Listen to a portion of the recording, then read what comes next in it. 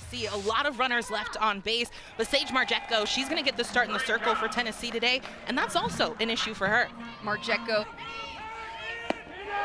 first pitch to Woolley, comes in low in the zone for ball one.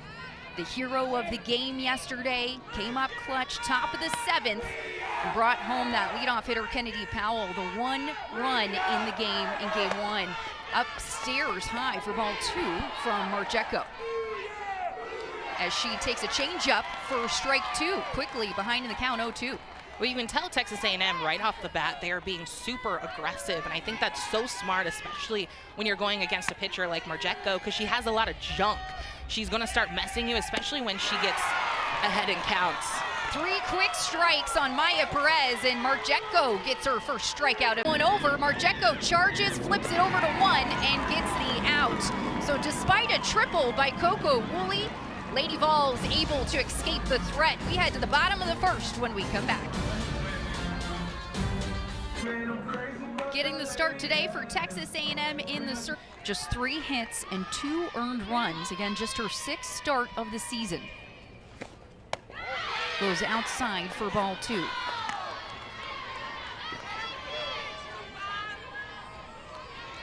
Fiedler 0 for 4 yesterday. But coming into this weekend was by Coach Weekly to put Morgan here in the 2-hole. You're adding a lot of speed at the top of this lineup. And if you have a team that is struggling at the plate right now, you want to figure out how to score runs in multiple ways, and that's going to be stealing bases, get the extra 60, drop those bunts down, whatever you may need, and I feel like that's why Morgan is here in the 2-hole. Offensive execution is something. Regional appearances, and then last year made their first trip to Supers since 2018. And that was a team that actually beat Texas. And let's remember, Texas played in the championship series against Oklahoma in Oklahoma City at the Women's College World Series. So this team is tough. And the fact that they're able to do that, I felt like was just a big turning point for these players on this team. And getting a hit. Panel rips towards left field. Coach holds Fiedler at third, but now we will have the bases loaded as Taylor Panel comes up with the single. And I love that Panel didn't side corner, and she just... Not in the lineup yesterday, so making her first start of the weekend in this series. Coming into today hitting 286, just a sophomore. Strike two. I love it, really feeling like she is settling in here. She's starting to get it. And right, she makes the grab, turns, throws to three, but it's not in time. Meanwhile, Savia Morgan scores for the Lady Vols, and Tennessee extends its lead 2-0. And this is the situational hitch, doing a good job of just getting that ball into the out. You could kind of hear the fan. Yeah, she hit that one hard inside pitch. Now 0-2 count to Clark as she takes a moment to talk to assistant coach and hitting coach Craig Snyder in his first year with the Lady Vols, coming over to Rocky Top after 2 seasons as the head coach of Texas Tech. Gators. You don't see that a lot. As first pitch straight comes in on Amari Harper, leading off the second inning. 5, 6, 7 in the lineup, due up for the Aggies. Harper pops this up to short. Mueller with the first out. Foul down the third base line. Big faith, because when you look at 2 weeks from now, the top 16 teams in the country will host regionals for postseason.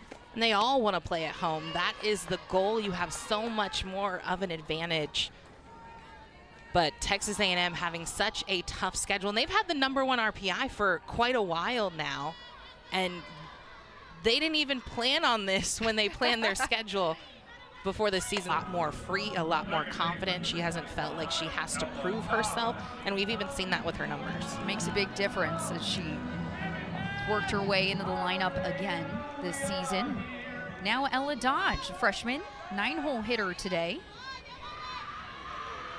0 for 1 yesterday.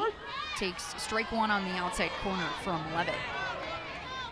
Fielder Kinsey Fiedler steps up into the box. Was hit by a pitch her last at bat and scored the first run for Tennessee. Takes ball one low in the dirt.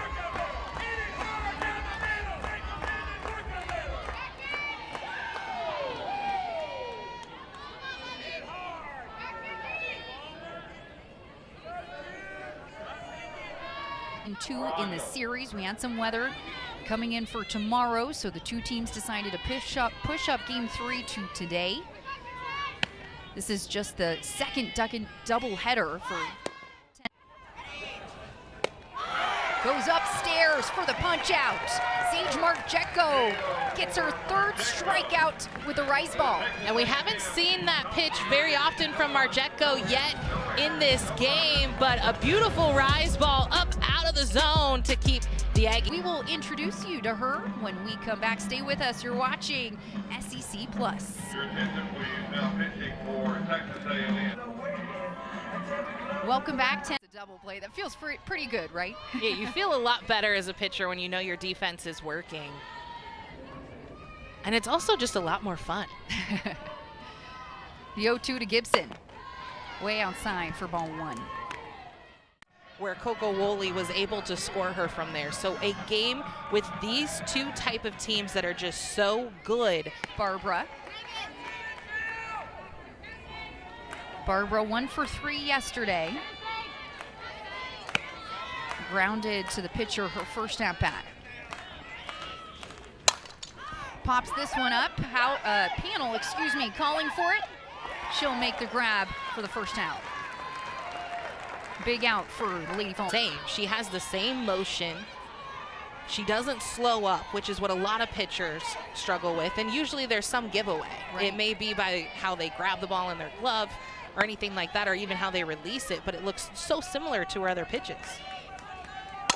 Harper with a shot towards Panel, makes the grab, gets the out at 3. What a play! Yeah, they're gonna have to win today, and it even better their chances if they win later today in game number 3. I was about to say tomorrow, but tomorrow's game got moved to today for that double header. But they still have a chance, but you can only control what you can control. And right now, that is trying to beat Tennessee. Now, this is a team also that Coach Ford says, we're not talking anything about the SEC regular season champion. It's Gabby Leach takes a ball, they even the count 1-1. And what a way to bounce back offensively for Tennessee, because this is a team that nearly was shut out yesterday with that nearly a no-hitter, only getting 1 hit. And it came from a hard hit that was bobbled. So whatever the chat was before this game happened, whatever the Mac Barbara started the game behind the plate, but now Coleman, the battery mate for Lesson team. And now we have a pinch runner for the Lady Vols as Amanda Alling steps on first and will be the pinch runner for Leach. Looks like Alling will stay at second. Count now 2-2 to Emma Clark, but it did look like it could have been a bunt and run, swing and run.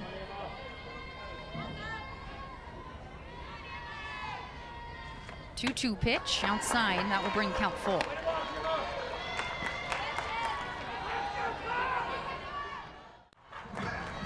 Trying to get a 2-out rally going here for the Lady Vols.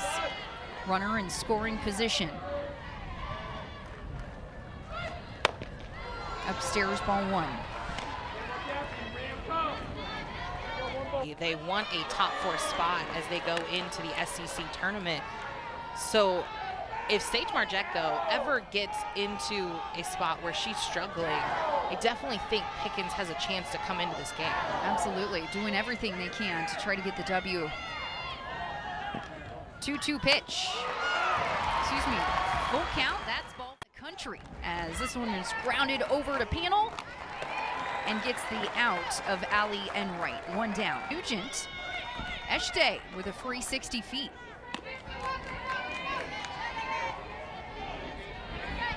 You also see the shift with the outfield. It's the same thing where in center, Fiedler is shifted over to the left, as well as Savia Morgan over in left field, but then you have Emma Clark all the way towards right, and that kind of C separated by Stay in that top 4. start this game.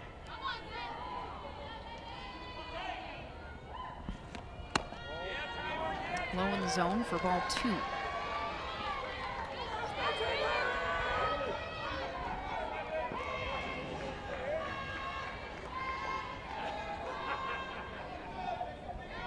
Morgan with a ton of speed. Sit over to Powell at 3rd, but what a snag. So now 2 down for the Aggies. Sophia Nugent, the home run hitter at the plate. Takes strike 1. Nugent got a hold of one her last at-bat. Solo shot over the right center fence, her 12th home run of the season.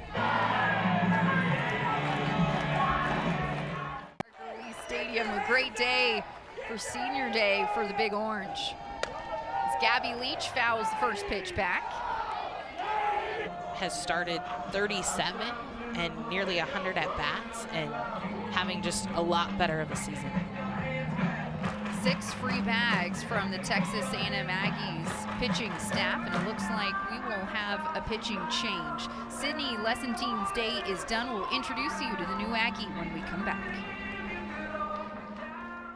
Texas A&M will be getting ahead on her first batter she faces.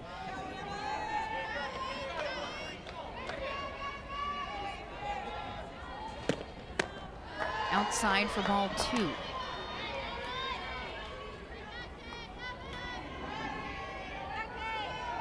Pitching staff for Texas A&M comes in with a 2 run of the game.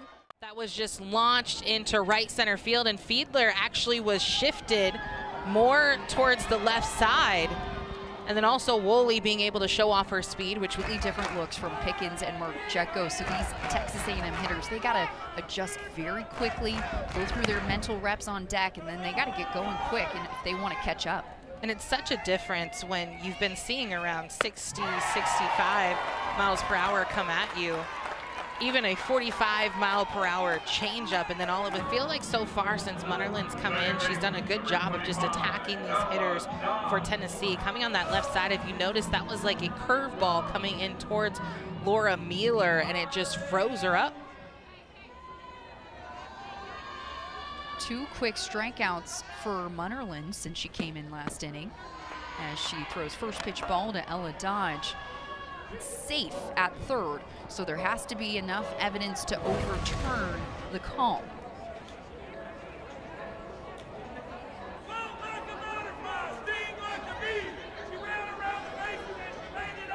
What do you think? That's a tough angle. I think she's safe because that tag did not happen until it hit about the thigh. Even if the tag was misses at that one. 2-2 count now.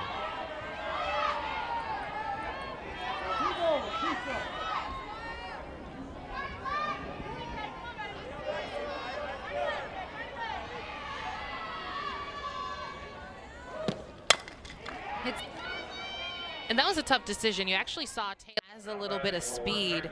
You have to try to cut off that ball when it's hit into the ground. But again, a very tough spot with where it was.